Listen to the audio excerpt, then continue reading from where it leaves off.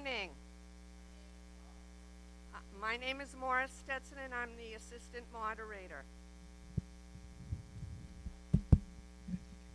Oh, is that better? Okay. Due to unforeseen circumstances, Mrs. Irwin will not be able to preside at this deliberative session as she has come down with COVID. I have been duly sworn in as assistant moderator and shall preside at this deliberative session. Please note the exits, and please turn off or silence your cell phones. Chairman Darling, will you please lead us with the Pledge of Allegiance? Please stand for the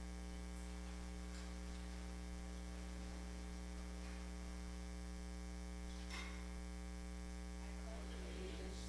To the flag of the United States of America and to the republic for which it stands, one nation, under God, indivisible, with liberty and justice for all.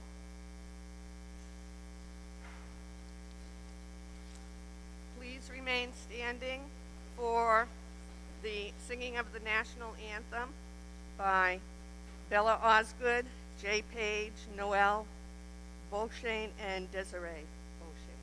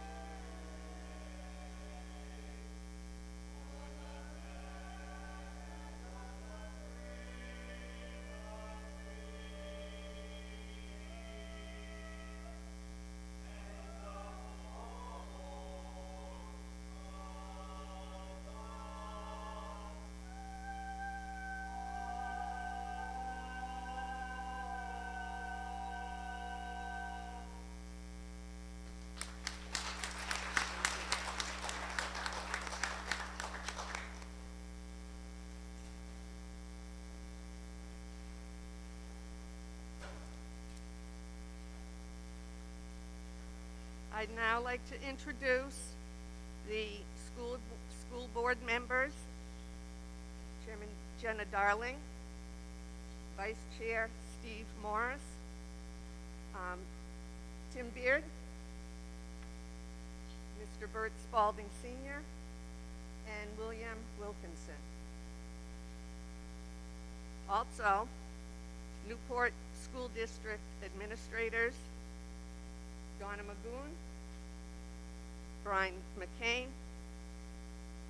Diane Mulholland, Kerry Finnegan, Shannon Martin, Eric Pellering, David Bailey, Robert Clark, Chad Howe, Rodney Page, and Caleb Godwin.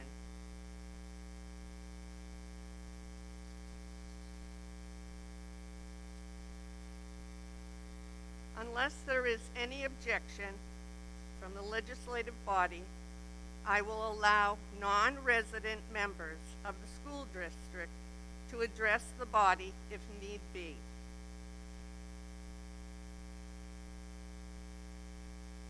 An overview for the second session for voting. It will be on March 14th, and it is just voting. Absentee ballots are available at the school district office at Toll.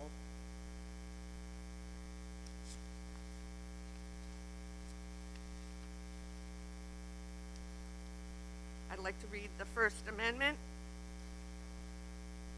Congress shall make no law respecting an establishment of religion or prohibiting the free exercise thereof or abridging the freedom of speech or the press or the right of the people peacefully to assemble and to petition the government for a redress of grievances.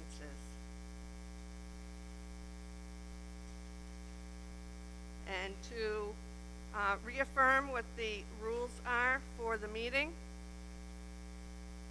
speakers will stand, be recognized by the moderator, come to the microphone to speak. Everyone gets one chance to speak, and if afterwards somebody would like to speak twice, they will be acknowledged.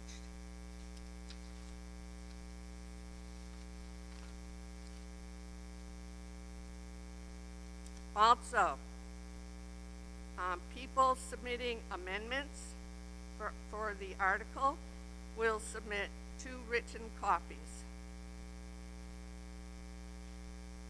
Warrant articles can be amended, but only the amendment is germane to the main article.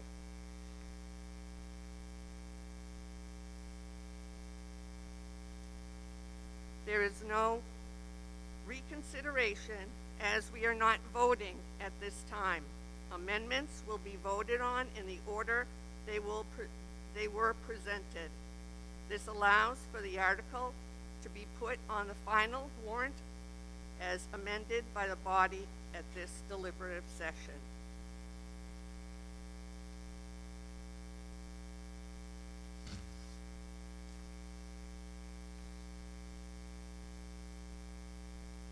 Okay, I will be moving Article 1, Election of Officers.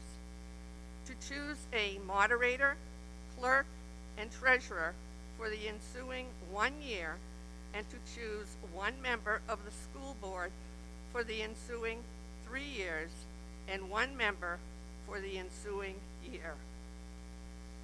May I have a second? Are there any questions on the motion?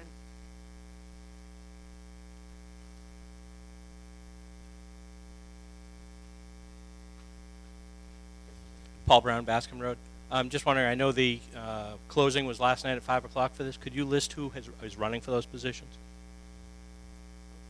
Yes. For a school board, Jenna Darling is running for 1 year. Timothy Beard is running for 3 years. Virginia O'Brien Irwin is running for moderator. Robert Clark for clerk. Robert Scott for treasurer.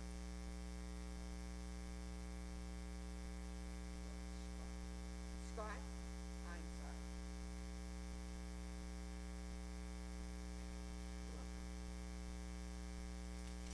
So, may I have a second? There was a second from Lee Dufour.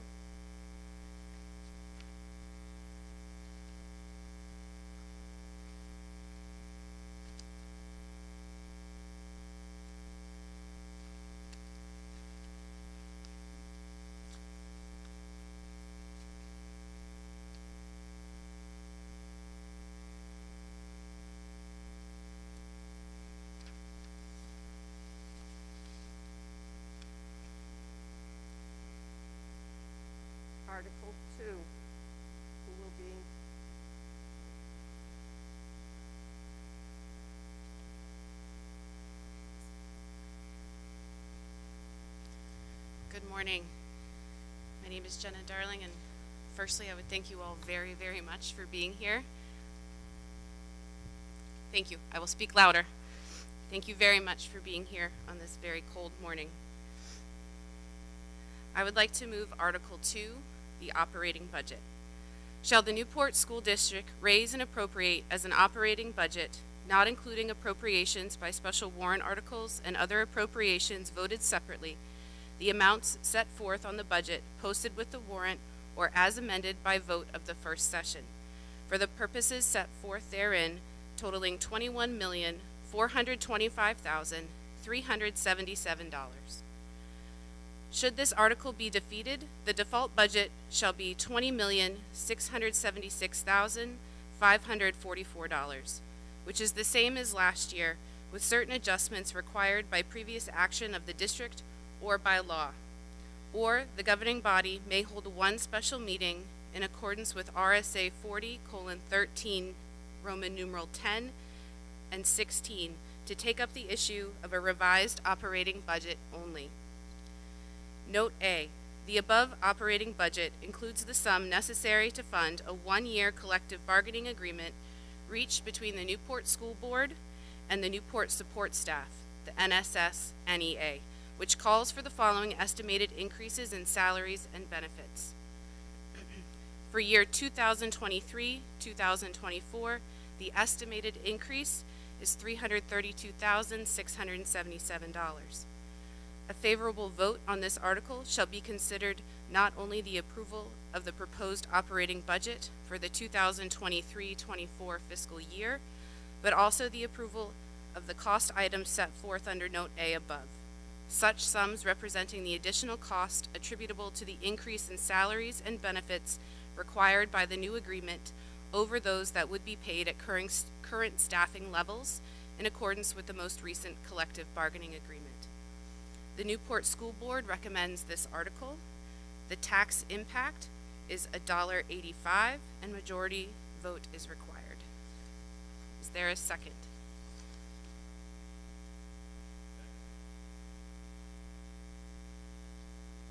Okay. Could I have the next slide, please? Okay. I think all of you have seen there's a very large book at the table that you came in. This is all of the hard work that the administration has put forward in bringing this budget forward. It's broken down by department. The administration has chosen to restructure the budget to make it a more streamlined design, and all of that information is in here along with explanations. So I encourage you, for some light reading on a cold night, to grab that. Okay.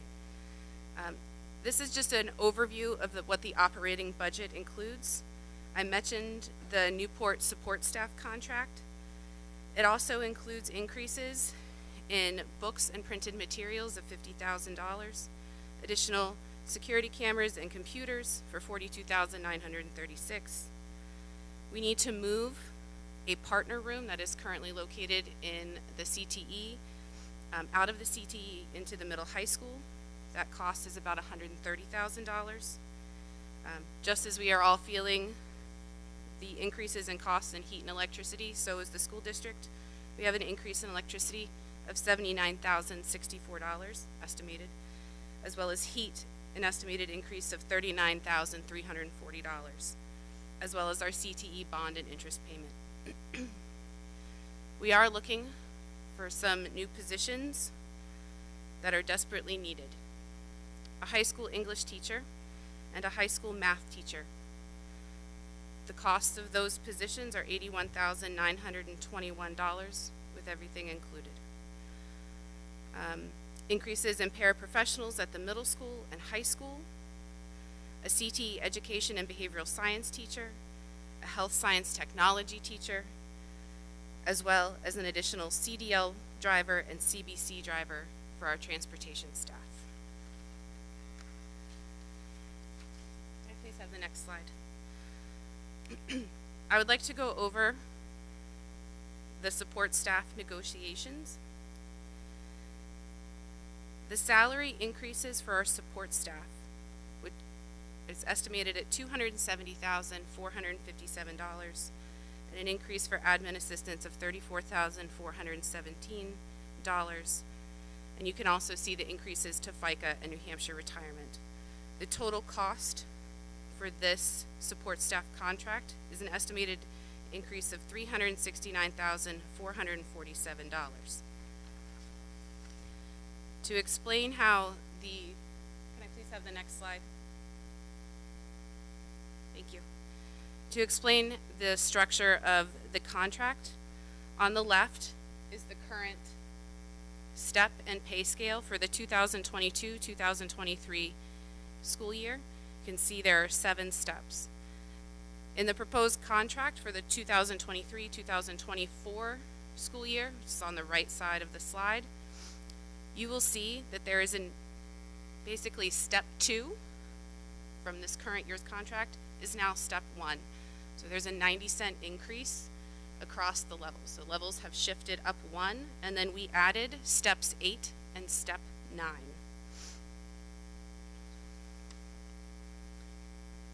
Okay, I will now turn it over to Vice Chair Steve Morris to go through the last 2 slides. Thank you.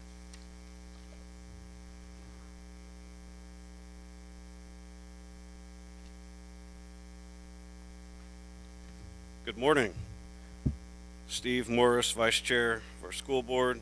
Just wanted to look over our proposed budget for FY24 by a line item.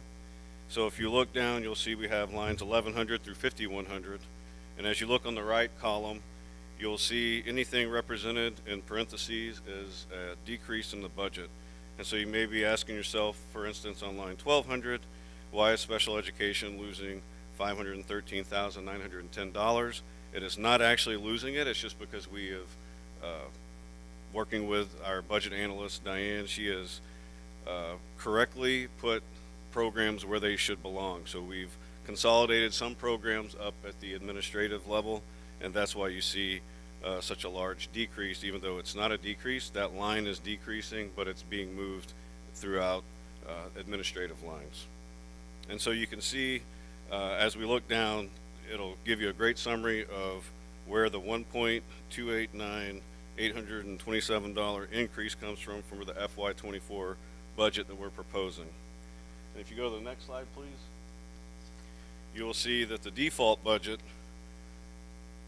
at the bottom, the total increase, if the budget that we have proposed fails, we will still have an increase of $540,994.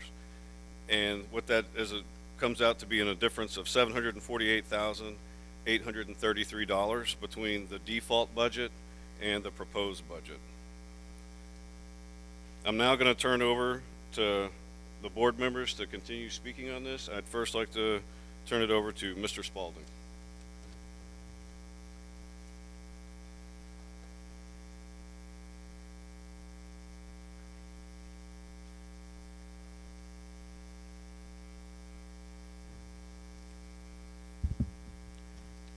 Put this budget in a summary and a short statement. Last year's budget was $20,135,550. The support staff contract added to that number would add $332,677, or 1.65%. Then adding the budget increases, $957,150, would add another 4.75%,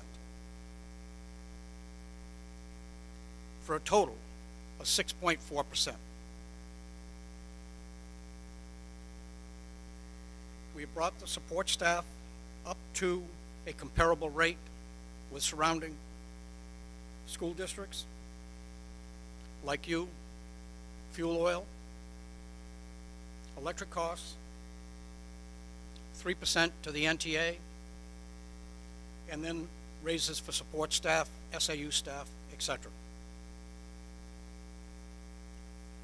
That all being said, that is a cheap, inexpensive budget for this year.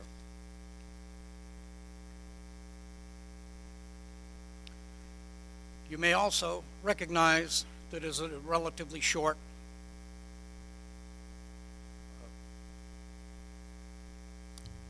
warrant articles, and the answer is the board decided that using other articles to set aside your money, we would rather ask you for it when we needed it. Warrant articles that allow the surplus at the end of any year, we can return it to reduce taxes. One article would have allowed us to hold that money and to use it for things that we thought were necessary. But if we did that, it would not have been with your approval, because your approval is for what you're buying tonight. So my point is, it is a frugal budget. It is something that we need to and should support. History. Certainly we know a little bit about history. Let's learn a little more right now. If you can see the 383 on this piece of paper, was the asking price in 2018. We are 48% of that request.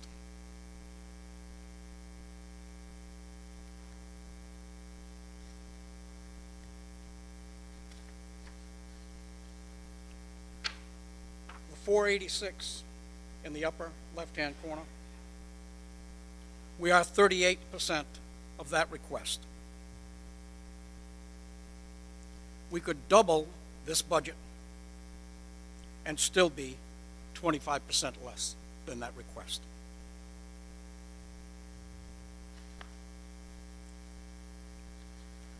Then comes the mind blower at $5.55 per thousand. We are 33% of that request. We could triple our request. I ask you to understand the history of things that have failed, and we are not asking for failure, we are praying for success. The school district, as I think most of us are cognizant of, are at the bottom of the barrel, and we need to come up. So by bringing the support staff up to a competitive wage, we are in hopes that we can put those people in the classrooms and change the way we're headed. If you were to look historically at where we were and where we are now, you can see that we took steps down. We now need to take steps up. This is not a one-year change. This is going to have to be long-term. We do not have the right to deprive these children of the best education we can give them, and that has to be competitive with other school districts in the state. So somewhere we have to be frugal and find a way to solve the problem, to head us back up that ladder to someplace in the middle that is comfortable, one that we can afford, and one that we can sustain, and ones that do the children better. Thank you.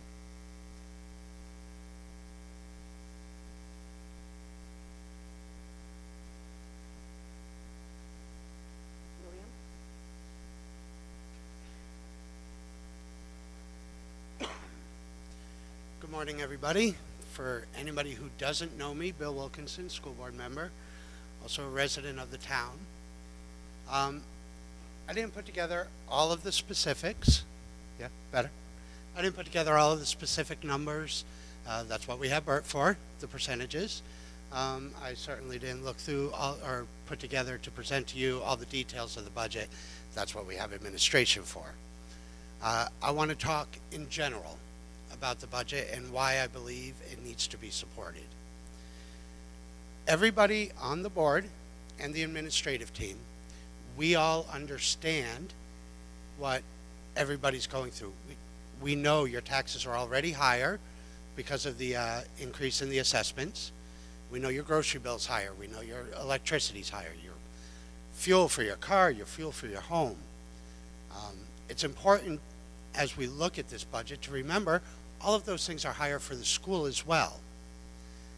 And even more importantly, not just higher for the school, but higher for the people that we employ. So when we look at the price tag on the support staff contract, for years we have been under budgeting our support staff. And as Bert is quick to point out, that has really hurt us as far as the education that we're able to offer our kids.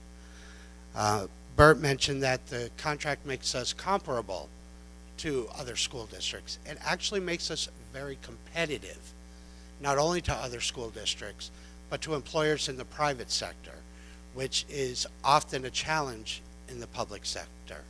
Oftentimes, private sector jobs pay substantially more than the public can. So, like I say, I mean, that's just my general support. We all get it. Life's expensive.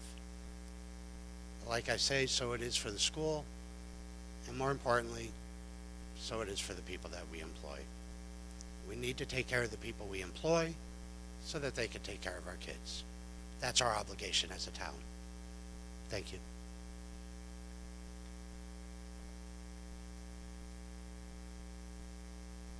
Mr. Chairman Darling?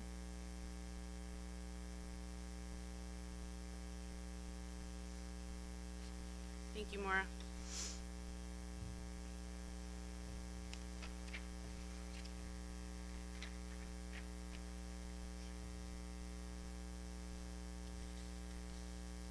I've been at several of these deliberative sessions now, and this is the first time I will be speaking not as a board member. But I would like to also address the paraprofessional and support staff contract because it is a substantial portion of the $748,000 difference between the proposed and the default budget. I know that none of this will be new to many of you that are here today, but that's okay. I'd still like to speak to it for those that may watch this at home. For those of you that don't know, I have a son that has special needs and does require the services of a paraeducator. And while this contract for support staff is not about him, they are such an important part of our team. And a question was recently posed at a board meeting of why not have the contract, the support staff contract, separate from our operating budget warrant article and have it stand alone. And I'm hoping that by the end of me speaking that answer will be self-explanatory. And I know that support staff contract supports people other than paraprofessionals, but the substantial cost is for paraprofessionals, so that's what I'm going to speak to. So I looked up what was a paraprofessional, and I came across an article from Education Week from June 15th of 2022 entitled Paraprofessionals, as the backbones of the classroom, they get low pay and little support. I'm going to read a portion of this. Paraprofessionals are known as the backbones of the classroom for their work supporting student learning and well-being, but they report feeling underpaid and overworked, a perennial issue that's only getting more dire as inflation soars and schools struggle to fully staff classrooms. Paraprofessionals say the job has become more demanding in recent years as school leaders rely on them to help cover staffing shortages that have been exacerbated by the pandemic. Nationally, the number of paraprofessionals has more than doubled over the past 3 decades, In 2018, there were 825,000 paraeducators nationwide. So then I went and did a little job hunting to see what the responsibilities were for a paraprofessional in our area. And I have a couple to read. Settle in. One school district lists these as the responsibilities for a paraprofessional. Provide instructional assistance to individuals or groups of students while in the special education or regular education classrooms. Provide for the safety and well-being of students assigned to individual for supervision. Observe and respond to inappropriate behaviors of students. Provide support to the teacher by setting up work areas, displays, classroom materials, and any items as directed. Work under the direction of a teacher as they may help to teach subjects as deemed appropriate by the teacher. Follow direction of the classroom or special education teacher in meeting the academic, social, emotional, and behavioral needs of the students. Consult with teachers on a regular basis concerning program and material needs of the students. Prepare instructional materials as directed. Provide a variety of clerical and supervisory duties as assigned by the building principal and special or regular education teacher. Assist students with special physical and emotional needs as determined by the student's IEP or individualized education plan. Perform related duties as assigned. Assist with students with personal needs as determined by the teacher. Paraprofessionals work under the direction of a teacher to offer support to smaller groups of children. They may help to teach subjects, support appropriate behaviors, and/or offer a variety of support for the classroom. One-on-one paraprofessionals provide support for only one child who has special needs, cognitive, emotional, or behavioral.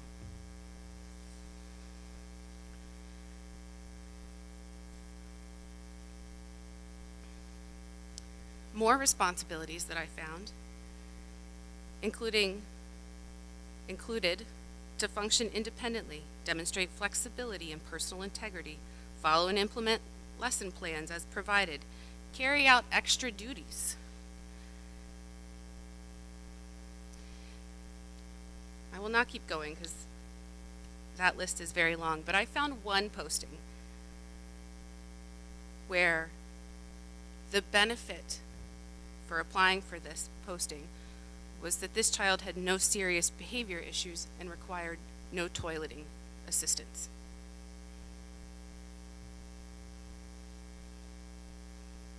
That's your job responsibility as a paraprofessional. And please, if you could also cover a recess duty or a lunch duty or a bus duty as well. And please, can you do all this and you could potentially get paid more at a fast food restaurant or at a grocery store, depending on your experience. I have often, maybe not often, I have sometimes heard the phrase, just a paraprofessional.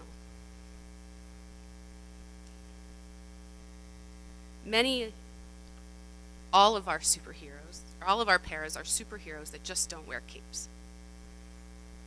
I know that, but now you should know that now too. They work and to support our students during their toughest moments.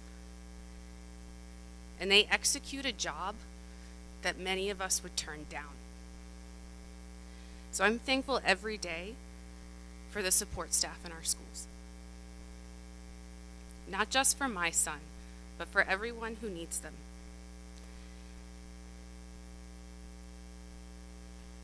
And to be honest, many of them may not know the impact that they have on a child's life. I recently had a conversation with my son and I asked him the question, who do you really care about? Who's somebody in your life that you really care about? His first answer was me. Good answer. His second answer was his para. A para that he no longer has and he misses very dearly. I don't know if that person knows the impact that they've had on my son's life or on our family's life. So why can't we pull this para contract out and make it as a separate warrant article? Well, historically, at least since I've been here, it seems that they don't pass.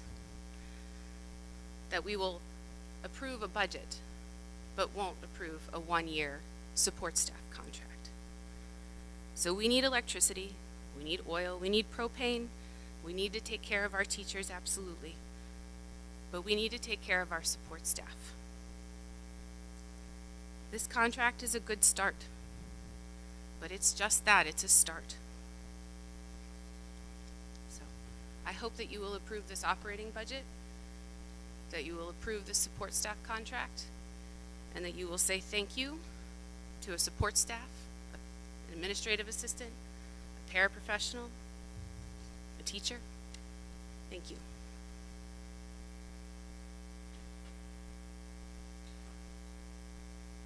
Thank you. Mr. Morris. Thank you. I just wanted to highlight, so not only for our support staff, it's professional, paraprofessional, so they're professionals. And if you look, when you're driving through Claremont, the McDonald's sign had almost the same price that we're paying professionals to take care of our children. And so for me, that's what this contract does, is it shows that we respect and trust the people that we hire to educate our children. I also want to highlight, not only is there a need for paraprofessionals, but you'll see with the operating budget included two more teachers at the high school. If you haven't been watching any of our board meetings where we discussed the budget, we had 22 high school teachers 4 or 5 years ago, and now we're down to 16. At the high school right now, we have currently just over 30 students that have a full schedule. That means that they have classes and instead of going to like a homeroom 2 or 3 times a day. And so not only is this budget including raises for the paraprofessionals, but also brings in those 2 teachers at the high school, as well as 2 teachers at the CTE, which is blossoming and blooming and is a perfect opportunity for our young men and women, our students, to exit the education system and go right to work in some cases. And then also at the bottom of the new positions, and it might go unnoticed to most of the town, but there's an additional CDL driver and an additional school bus, or a school van driver, SBC driver. I think that's for vans, if I'm correct. So that's 2 more drivers. If you don't understand right now, our transportation is teetering. We have 4 facilities that we're working out of, and we don't have enough drivers, and it's a nationwide thing. So it's not just because of Newport. There's a nationwide shortage of CDL drivers. And so I ask that you take that into consideration to help us get the kids to school safely and properly with a proper amount of drivers and with our equipment that's been safely inspected, which they do day in and day out, and it's a thankless job. And I want to make sure that while we need the paraprofessional raise, we also need the additional teachers and the additional drivers. Thank you.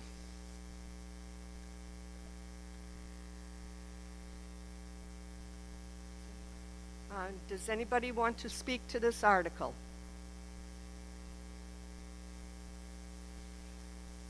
Mr. Brown.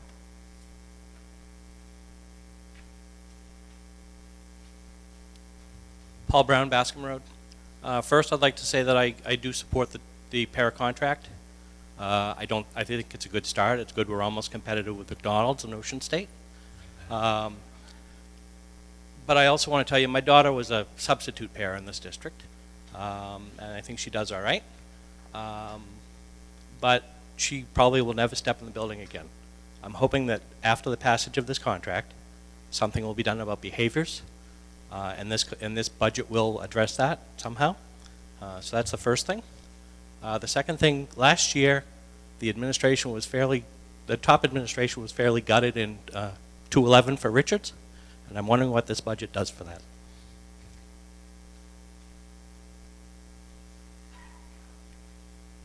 Thank you. Is there anyone else that would like to speak to the article?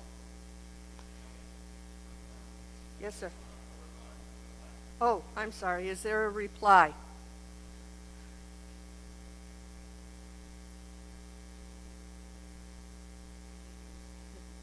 No. One moment. Oh, good. best that I can. Steve Morse.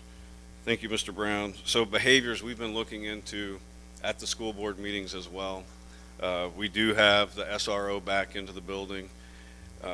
We do have planned for security cameras, upgrades to help us to watch. And then having the paraprofessionals staffed fully will help with behaviors, because right now we're not fully staffed. So it does help, but as far as a line item specifically for behaviors, we don't have that. Now for the 211 out of 211 that you mentioned, as I mentioned high school teachers and CTE teachers, so we got to look across the entire spectrum. But we have taken steps this year. We've moved the preschool back into the building so that they're getting acclimated with the students and with the school, and that provides them with a better structure in the sense of the cafeterias right there. And so that helps along with that, with the 211. And then as well as the paraprofessionals, again, getting the proper staff, getting the right person at the right job at the right time will help with that. But as far as addressing specifically 211 to highlight a line item, I would have to say that it goes back to the paraprofessionals and getting the right person in the right job to help the teachers, because as Jenna mentioned in some of the job descriptions, a lot of it is managing classrooms, managing individual children that they may be assigned. And so that will help us, because we can't just focus solely on the elementary school. We have to focus across the spectrum of all the different schools that we have in the district. And so we're making small steps to improve the elementary school through the paraprofessional contract, through increase in security across for everybody, because that just adds safety for the teachers. That's our goal. One of our goals is to increase safety, not just for the students, so that the teachers feel safe, which will help the environment. And so I can't, unless the superintendent can come up and specifically address a line item, then I'll turn it over to Ms. Magoon.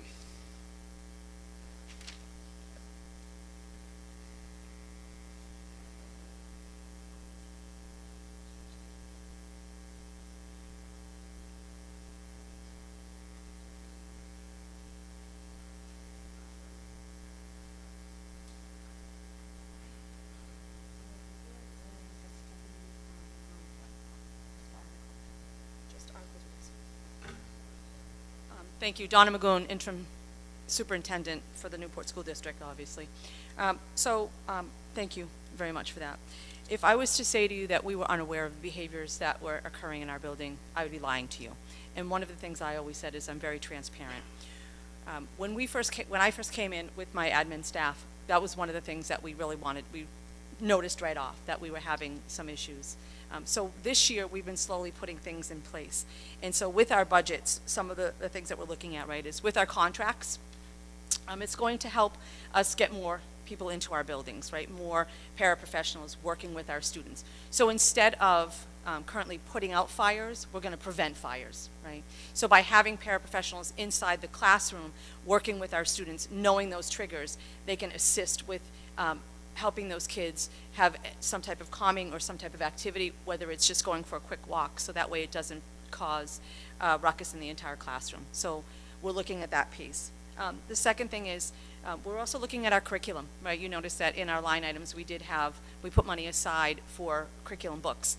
So what was happening is we did an additional I believe it was $50,000, and that was across the board, right? So we're looking at what curriculum are we currently using and what can we put in place to help with our scores, making sure our teachers and our staff are all teaching the same curriculum. So if you're in third grade and you're teaching 3 different programs, you know, we need to make sure everybody is teaching one program and that they're getting the training, right? So we're not just going to give you a program and say, here's your program.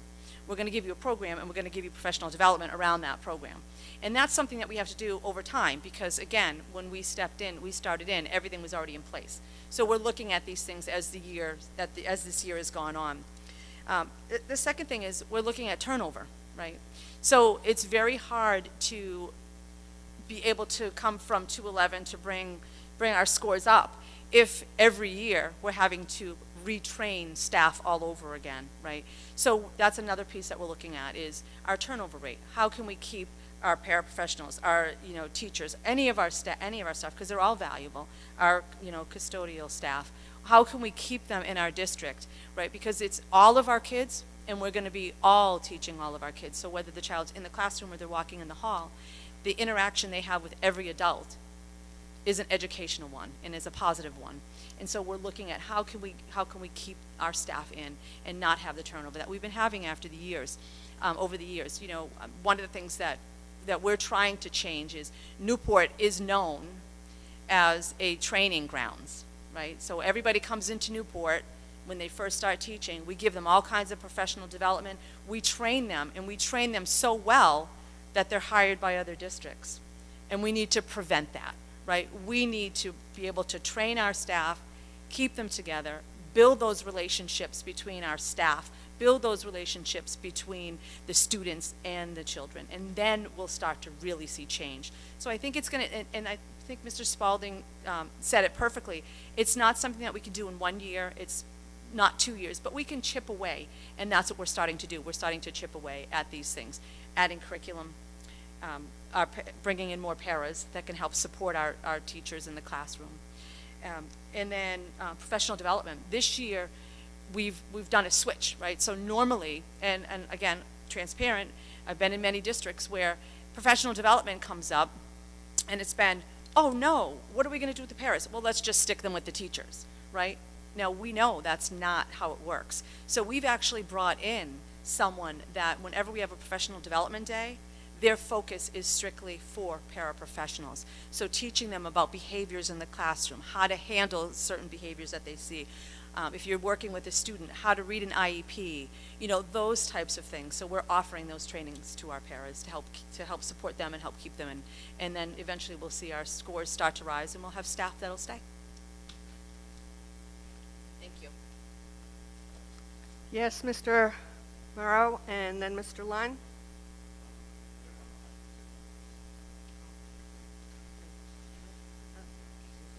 Oh, I'm sorry. Ken Morrow, I live on Willow Street.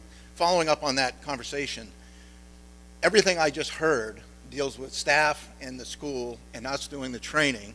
When are you going to deal with the delinquency in the student? If those kids don't belong in that class and they're deleterious to the rest of the room, why aren't they removed? Regardless of what the state's rules are, okay? If they're bringing down the rest of the education, they need to be removed from that environment permanently. Let the rest of the kids and let the rest of the teachers and the paras have a good experience. Move them on. It used to be done, but now we've gotten smart on the state level. We got to inclusify them. Get them out of there so the rest of the kids can learn. Okay, what are we doing to fight that battle?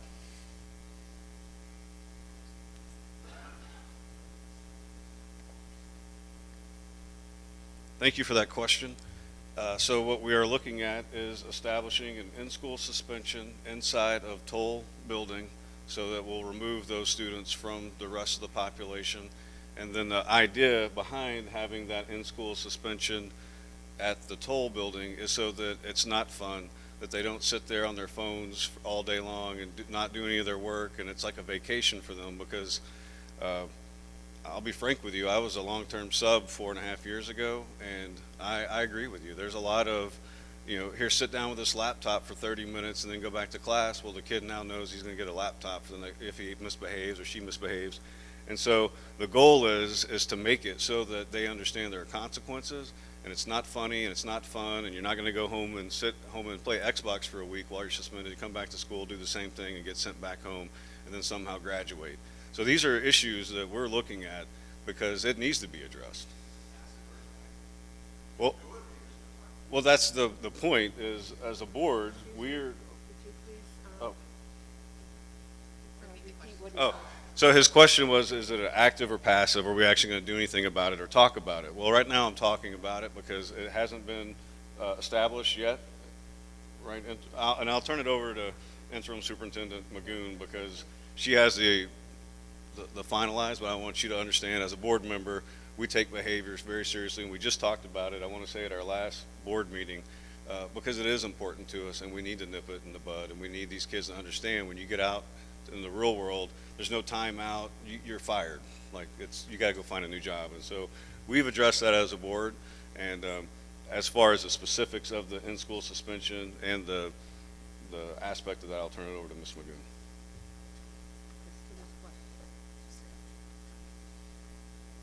All right, so what we're establishing currently, and the reason why we're talking about it right now, is we have gone through the process of having the fire marshal come in, the health inspection come in, and having all our inspections.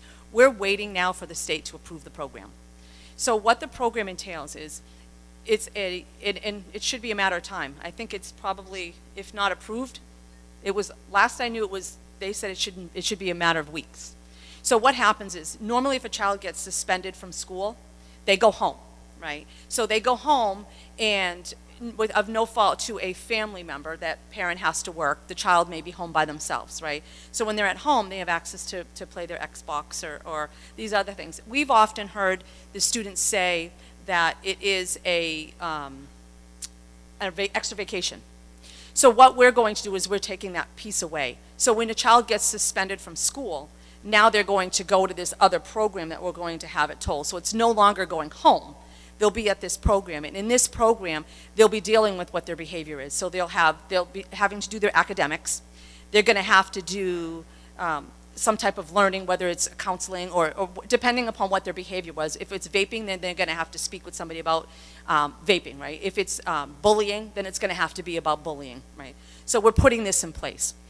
The second piece, too, is that we just had a survey and a bullying forum, and we took in this information from families, and we just reported out the results last week. So as a team right now, we're working on how to remedy that situation within our buildings. So we are taking care of that. The second piece, in our middle school, we're looking to change up how, like, have an assistant principal, someone that's going to help work with behaviors, right? And so now to your question about why can't we just move them to another somewhere else, that comes with a hefty cost. That comes with a very hefty cost. So what we're trying to do is we're trying to put things in place here in our district where we have the tools and we have the places for these kids to go. So that way we're not coming to you and saying, our special ed budget or our regular budget is up so high because we have to now outsource our students. We want to keep them in our buildings. We want to be able to train them. We want them to be able to work in our community and be respectful and successful. And so that's what our goal is. Okay, Mr. Lunn was acknowledged first, and then Mr. Nelson, Mr. Beard. Okay, you want to say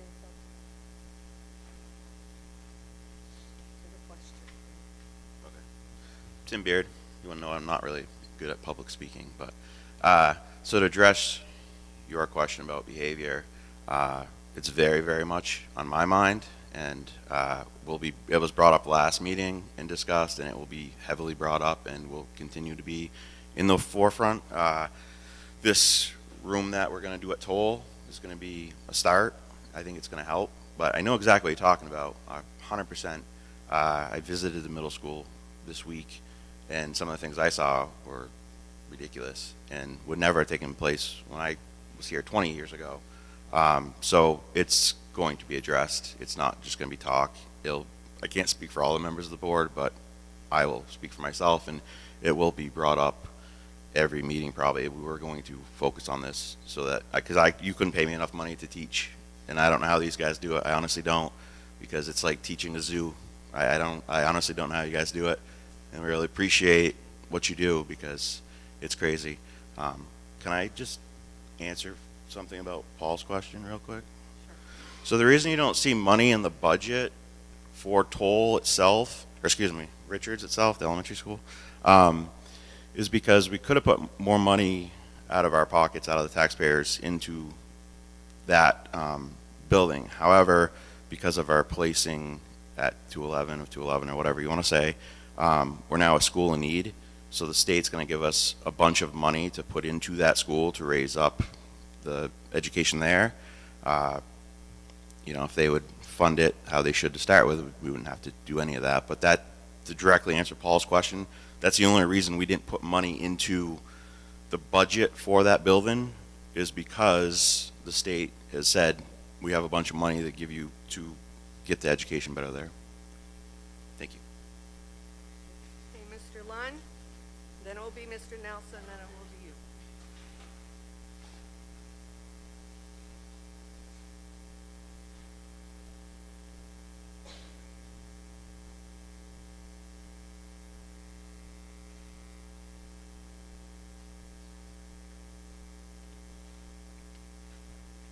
John Lund, North Newport. First, I'd just like to say, doing the recording, people stand forward and back and what have you with the microphone, and so it can be on the recording that I'm doing. There seems to be a little bit of a buzz in it, so anybody who's watching at home, the recording, when I edit it, I will equal out the audio and get rid of the hum. So if you can't hear things here, you should be able to hear it in the recording afterwards. I'd like to just address the general budget. My property taxes went through the roof like everybody else's. I don't know if my blood pressure went higher, but I know that this is a huge burden because the tax rate's gone up, and since the valuations have gone up, then that means it's a bigger bump that we have to that we're asked for here.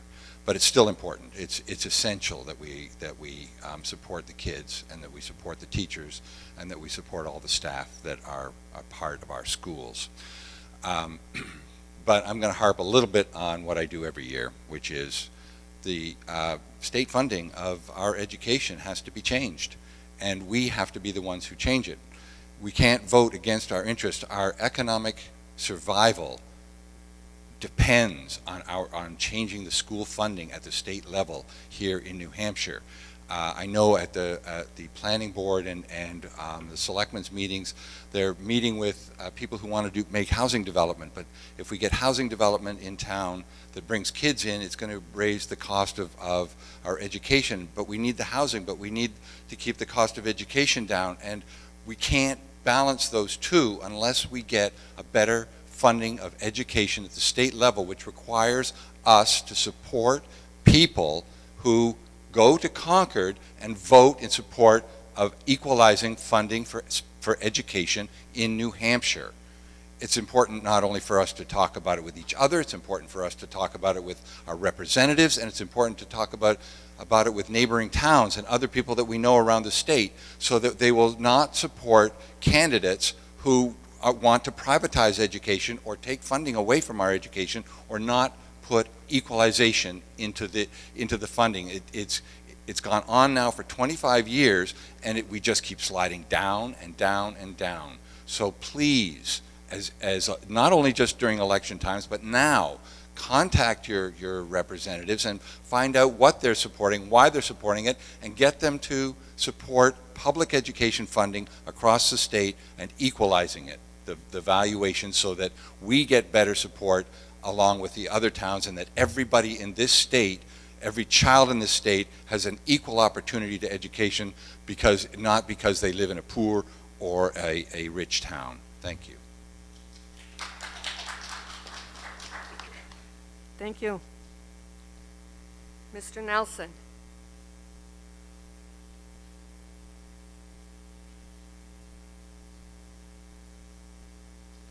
Hi, Ben Nelson.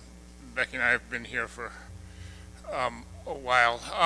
And we're farmers, and like a lot of farmers, we're property rich and cash poor, so property taxes hit us hard, and I understand that.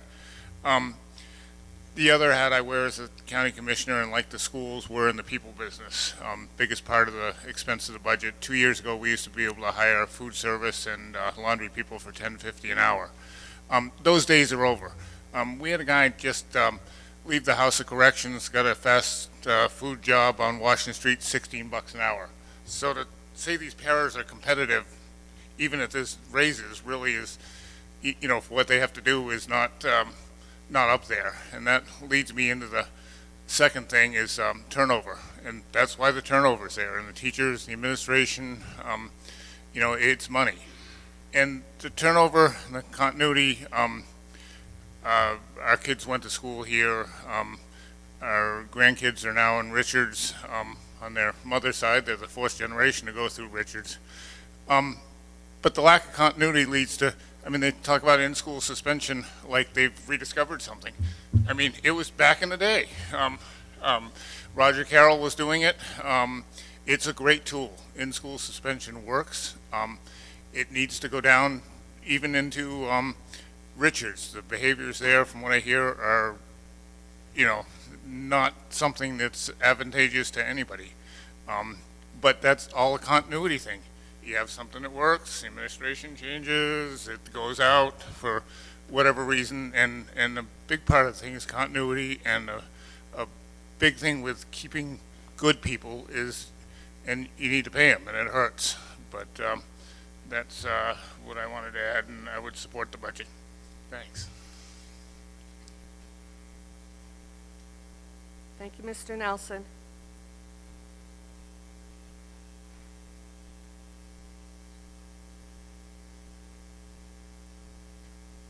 My name is Aaron Cherry. I'm the physical education teacher at Richards right now.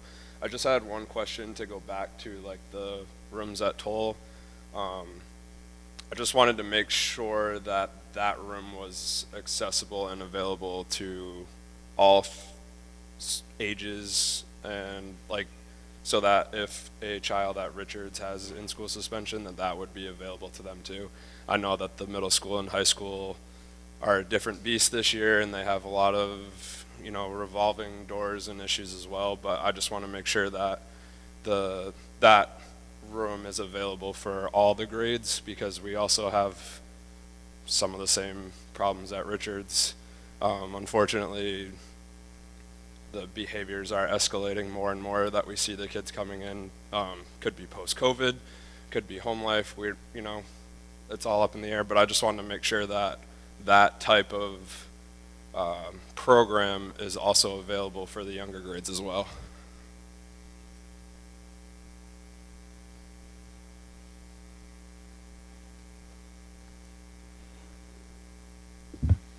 So to answer that question, thank you, Dan. Currently, the program is being approved for 5th through 12th. So it's going to take the 5th grade up through 12th grade. Because of the span in age, you can't have so many kids at certain ages in the same room. So we had to go with a certain group that was the most suspensions. And so this way, it's in-school suspension is already occurring in the buildings. We're talking about out-of-school suspension. So when a child gets out-of-school suspension, that's when they're going to go to Toll. So it wouldn't be in-school suspension at Toll. In-school suspension happens in their individual buildings. Out-of-school suspension will happen at Toll instead of now them going home. And that's going to be a 5 through 12 program currently. Thank you. Yes.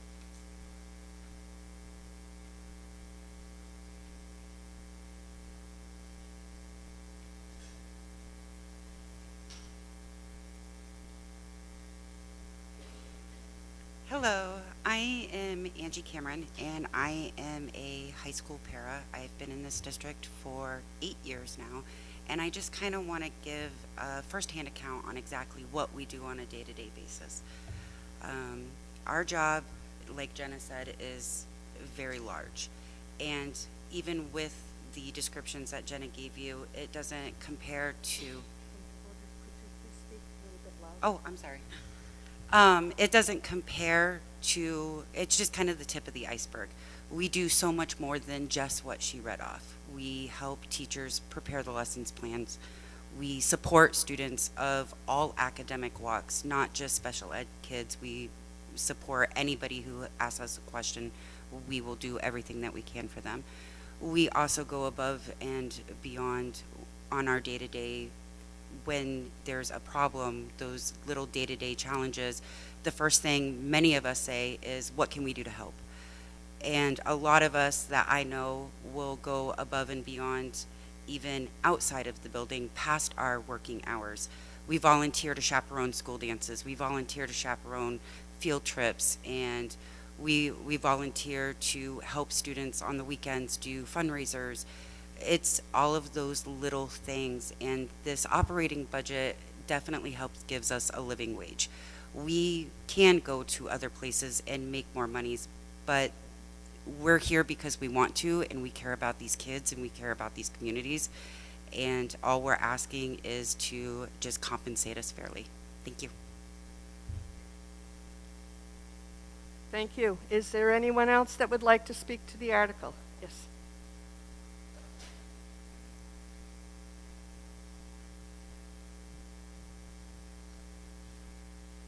Lisa Frigno, Bascom Road, I'm a first grade teacher in Newport. Just a quick clarification. When we were presenting about the budget, it was mentioned that the teachers are getting a 3% raise. That's not accurate, actually. What we did was when we negotiated, we added 2% this year to the base. That means the new teachers coming in, that salary is 2% higher. So then what we did was we took that amount, which is $917, and added that to each step. So each of the teachers who are currently employed in Newport will get a raise of $917 next year, not 3%. I just wanted to talk a little bit about Richards. There was a question about 211 and out of 211, and I know that Bryn Kane has been working really hard this year to bring in something called letters training. I don't remember what it stands for, but it's an intensive training on phonics to help the teachers. We also have a phonics program called Foundations. So there are some little steps that we are taking so that we are all on board. We are looking at a math program for next year. But we are also desperately in need of our support staff. We had a situation just recently in one of our little classrooms, one of our lower classrooms, where a student flipped a table and threw chairs. This is a little tiny student, because that student doesn't have the one-on-one para that's supposed to be there, because we can't hire people for what we're currently paying. I also wanted to talk a little bit about Mr. Beard's comment when he was talking about the boatload of money we're going to be getting from the state. That's great news. When I first came in this morning, I talked to Mrs. Magoon and Chairman Jenna Darling, because I was going to try to amend the budget up $120,000, because I believe we need more support at Richards. In the past year, we have lost 4 special ed case managers at Richards. Because of that, we no longer have the partner program, similar to what they were talking about, the high school, that they have to move. And I believe that that is contributing to some of the behaviors that we are seeing, because now those students who had a supportive program no longer have that. Because we are down 4 special educationers, those students are not getting their needs met. Right now, our case managers are managing between 22 and 24 students. That's an impossible task. They have to teach them, and they have to deal with piles of paperwork. So what that means is our special education students, our students who need the most intensive education, are getting about 30 minutes of specialized instruction 4 days a week. I'm going to say that again. Our students who have the most needs are getting specialized instruction for 30 minutes a day, 4 days a week. Research shows that they need at least double that 5 days a week. But right now, our case managers cannot do any more. I know that Mrs. Magoon and the school board worked really hard to bring this budget in at a rate that they felt could be passed, and I applaud their efforts. And I hope that the boatload of money the state's going to cough up for us will help. But I am concerned about what I am seeing at Richards. Thank you. Oh, I'm sorry. I did want to talk about the paras, because I have a young man in the audience who's too shy to speak. But, and I know this young man, sorry, I'm just going to take your time for one more minute. Since he was in high school, he was a force to be reckoned with on the football field. But the transformation I have seen in his job as a paraprofessional at Richards, last year at our end of the year party, he could not stop talking to me about how much he loves his job and how he feels he's making a difference for students. All of our paras give everything, and they are making a huge difference. And we need to keep the ones we have and find good ones to join them. Thank you.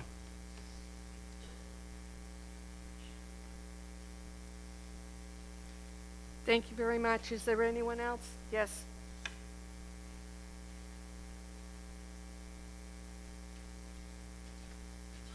Yes, Ken Marrow again, Willow Street. Just following up on the last thing, everything we hear about education is foundational. Starts at the bottom, works its way up. If we're going to ignore the behavioral patterns from 1 through 5, we're missing the opportunity to structure those kids, inform those kids, and try to help them get through it. The fact that we wait till 6th grade, put them in toll, institutionalize them, it's already too late, okay? Fix it at the lower level, please. And other issues. This school system, majority of it sits in the most visible location in town. In the course of public opinion, or at least in my opinion, I drive by every day going to work in Hanover. The things that I see and where we spend our money is a laughing stock, okay? We've got a building up here, Toll, used to be the high school years ago, elementary school after that, got condemned for education, moved everybody out, couldn't do it. Now it's become a burgeoning hollow for a lot of administration because our administration has ballooned since we did the removal of the SAU when we left Croydon, of which I was on that committee. The admin staff was, in my estimation, about a third of what it is now, to the point that it fit in that little white education building out back, okay? And now it's huge. Every day I go by, Johnson Controls is there, heating, plumbing is there. How much money are we putting into that building that was condemned? Okay, it wasn't good enough for the kids, but we can invest everything we got up there so the admin's got AC, okay? Everybody drives by every day and they see it, where the money's being spent, okay? It's not, we're begging for money for the support staff. I support them wholly, okay? Support them, give them the support they need, deal with the behavioral problems so they can have a good environment to work in, okay? But we're spending a lot of money out here. We can't talk to the town and negotiate with the town on fields, okay? We have to argue about it. We're all after the same dollar, okay? Get on the same page, talk to people, okay? We're trying to get a new rec center. No, we got a free grant, so we're going to put a building out here that's an architectural statement, not a functional business, okay? You can do a lot less building for a lot less money if you just put up the biggest square foot you can buy without making a post and beam architectural statement, okay? But the rest of it, we built a new concession stand down here, okay? I watched the school board meeting that night. 2 days later, we got lied to, okay? Within 2 days, 180-degree shift in how that building was put together, okay? That's the administration we have right here in the public where everybody sees it every day, okay? Public opinion, represent the town's dollar, do the right thing, okay? We're all after the same dollar. Talk to the town. Can we do buildings in the same year? Yes or no? Should we negotiate? The bus conversation. We're sharing space. We're sharing this, sharing that. We share in this town. That's what we do to save the same dollar so we can all control our tax impact, okay? But we don't want to do that. We all have our blinders on. We're self-serving, and that's the way we're going. We got a $20 million budget, okay? We need to spend the money on the education, inform these kids coming up, yes. However, we need to not be asleep at the wheel and be so self-centered that that's all we focus on, okay? Thank you. Thank you. Mr. Scott. So I've studied this for an entire year now. I've written probably 25,000 words online about it. People read it all the time. And in my opinion, I think you're running out of time here. I think you have about 3 to 5 years to kind of get these various overlapping dynamics under control. We're speaking with John Lunn yesterday about the wonderful work that him and Kathy Huber do on the adequacy of funding. I think we're coming to a tipping point, very much. I see 4 factors that really drive everything within the community. I see a declining quality of life for people in the community. It doesn't impact my family, thank God, but it impacts many people who I care about quite a bit. Public safety, public education, financial controls, socioeconomic impact. Well, what's a solution strategy? The solution strategy, in my opinion, would come first by improving citizen debate and discussion, by improving citizen information and by developing for our managers a more strategic way of looking at how they expend money and how they make management decisions. We spend probably the better part of 2 to 2.5 million totally on our managers. And God bless you, you people do a good job. We live at a very challenging period of time. It's interesting in consulting with so many people, certain people within the last 4 years have made more money than they have in the last 15, while other people, they've suffered. If I was to make the best decision for our managers today, we need to actually look at things much more comprehensively. So we have this budget today. So this budget is here. Is it a good thing? How does it positively impact other things? How does it negatively impact other things? We need to replace the short-term thinking with kind of a long-term way of looking at it. How do we improve citizen participation? Well, once upon a time, we had a revitalization committee in the community, and that went away. We're going to bring back a thing we call the Newport Sunshine Forum, the new century version of the revitalization committee. We need, when I spoke with people in the community, they feel unsafe coming to public meetings and speaking. They feel unsafe when they post online. They feel unsafe the way people speak with them. It's just not a Newport trend, it's a trend throughout the country. We need to create safe spaces for people to be able to come. And that's hopefully what we're going to do. We need, and whether 2 people come or 20 people come or 200 people come, I guarantee you the people that will come will positively impact this community. Hope John puts it on his television network up there so we can do that. But let me talk about these 4 factors. They're very interesting. I've studied them for over a year. The first is public safety. Newport becomes less safe every single day. I come and go, and I see things in like snapshots as I'm here and there with very different, diverse groups of people, speak different languages, do different things, and I come back here. We have a multi-generational drug culture in this town. We have an entrenched, interstate, if not international, criminal group of people moving through this community all the time.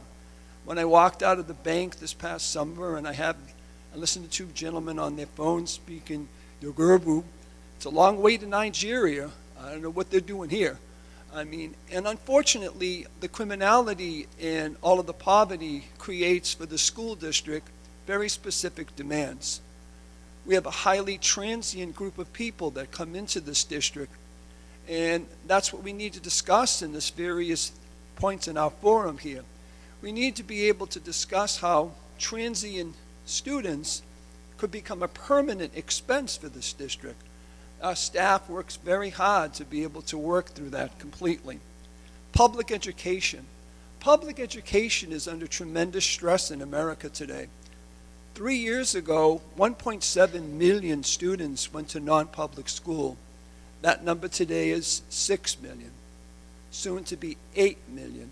20% of K through 12 no longer go to public school, and that places a very high demand on the staff because now we have a population, a higher population of identified students. Conversely, we have a severe labor shortage that impacts everybody throughout the country. So we look today and we see that 40% less people now are education majors in college. We also see very conclusively massive early retirement of people within the business. And what that means is we have a higher percentage of people who are uncertified and unqualified and are going through various programs that are good. And that's not to disparage anybody. Anybody that comes today and works in public education should be extolled. So what do I have? On one hand, I have a high population of identified students, and I have less qualified people who have the stress of trying to raise our test scores and to do all these things. I look back at this community from 1990 through 2000, maybe 15. God bless our children. They are unbelievably successful. All you need to do is go on LinkedIn and look at these students here. And that came because we had a solid academic core of educators in the community. We've lost that. You can't maintain an academic standard unless you have consistent people. And you can't have consistent people unless you treat them with respect. And there's a lack of that in this community. I don't like the way people talk to each other. I watch the community channel when I'm here, there, and everywhere. We're much better than that. I mean, we need to improve the way that we deal with each other. We need to support these efforts here. I'm almost done. Financial controls. I think what John Lunn and Kathy Hubert has done is absolutely fantastic. And I was talking to John about it yesterday, and he goes, oh my God, we actually agree on something? I said, yes, we do. We agree on this.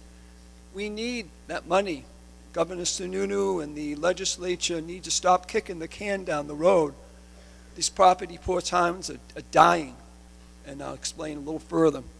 The other thing is, we need to make our expenses sustainable.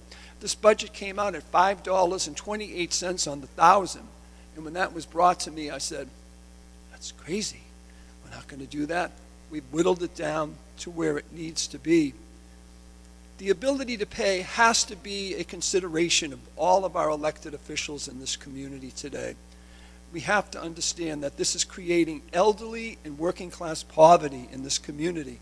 We have to stop being afraid to talk about this subject. Coordinated expenses. Right now we're building a housing project over on Spring Street there. And as John talks about the various ways we need to balance one with the other, that development on Spring Street will push this budget to $23 million. It's going to increase my taxes, your taxes, $600 to $800 forever. Forever. But again, if we're having more money come in, it would actually offset that. Final thing, we need to look at the socioeconomic impact upon the community. Elderly poverty, elderly displacement, elderly homelessness, one of the largest topics today in American society. We are not exempt from that. I have no relatives in this town except my wife. These are your family. I mean, to see these people suffer, they're in my prayers every day. I have to be honest with you. I save the best for last. So with the safety issues that we have in the community, and also the challenges we have with the taxes, you're going to lose in this community a very specific type of citizen, which I've come to call the added value citizen.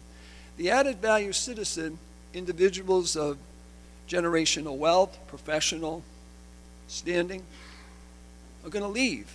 Not maybe because of the taxes, maybe because it's unsafe to live here. They're going to be replaced by these out-of-state buyers that are going to come in here, and they're going to be the great savior of the community. They're not going to stay when Corn Pop, the drug dealer, is driving up and down their street on the Vespa scooter like he was this summer.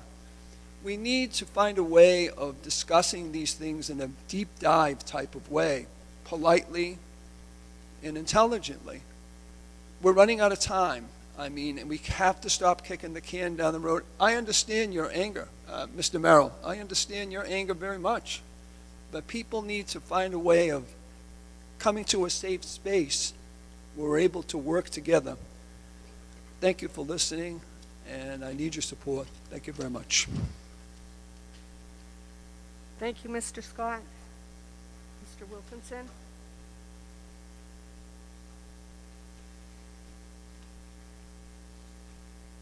I apologize for taking more time. I'm sure we've probably discussed this article just about to death.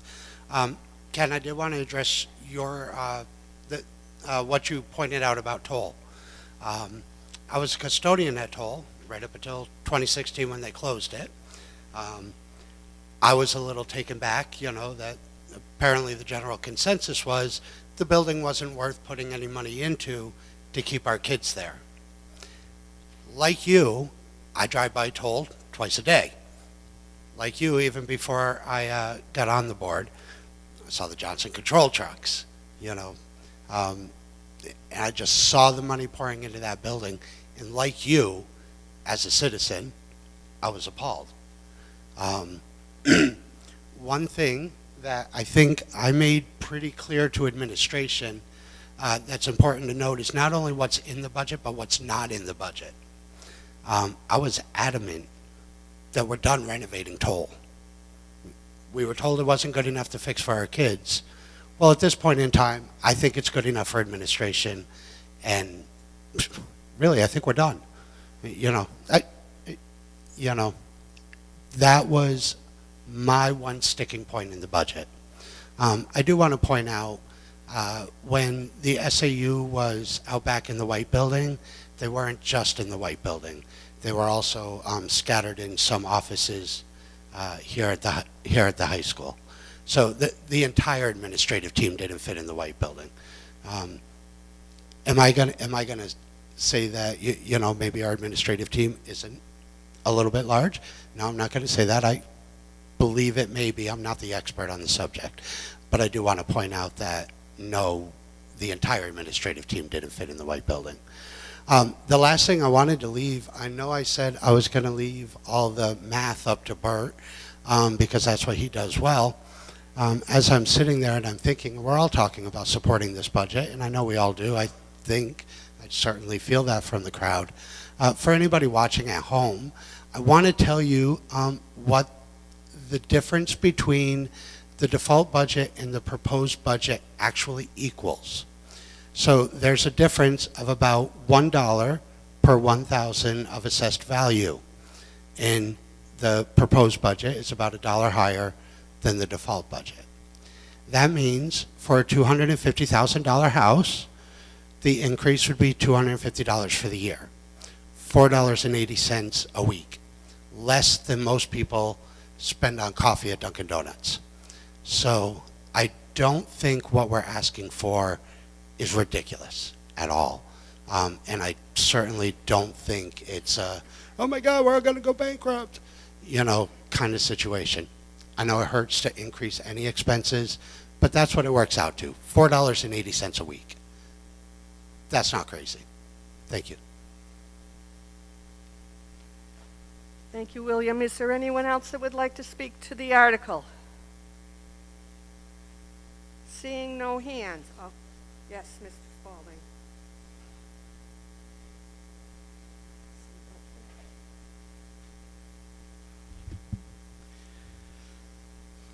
Probably the most offensive thing that's happened, as far as I'm concerned, with the tax rate is the Board of Selectmen approved a housing development in the Ruger building, and they gave what equals $300,000 a year for 3 years abatement of taxes.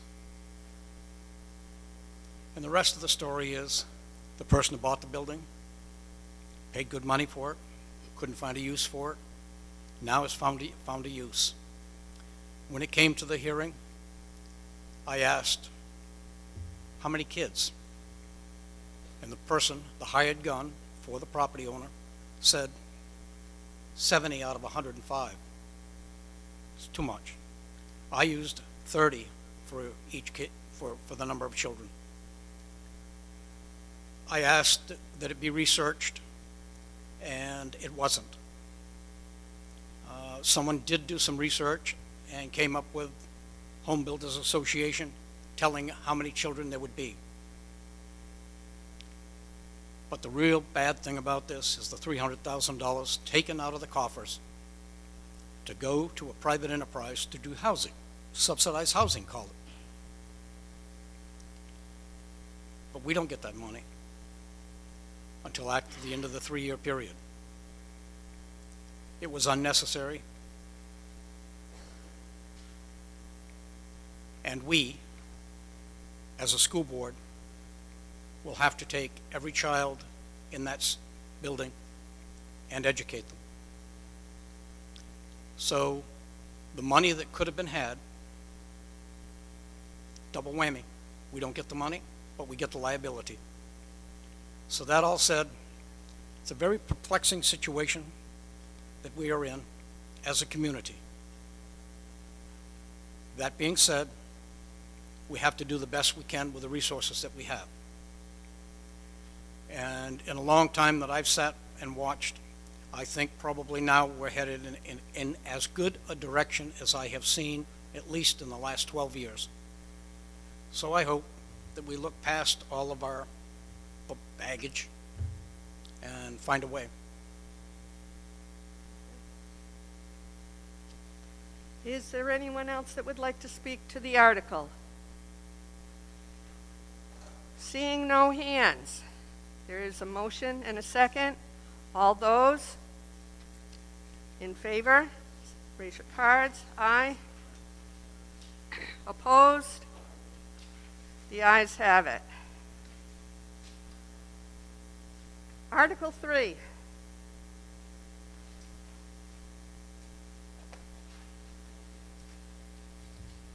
Steve Morse again. I move Article 3 to hear reports of agents, auditors, and committees or officers heretofore chosen. Second. Do I have a second?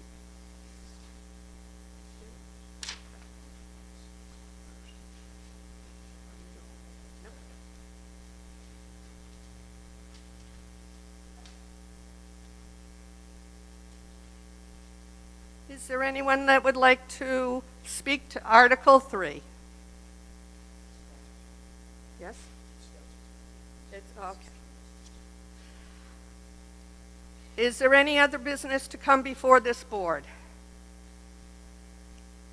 Just a reminder that the second session for voting will be March 14th, 2023, from 8 a.m. to 7 p.m. here in the Newport Middle High School gym. I make a motion to adjourn. Second. All those in favor? Opposed? Abstained? Thank you for coming.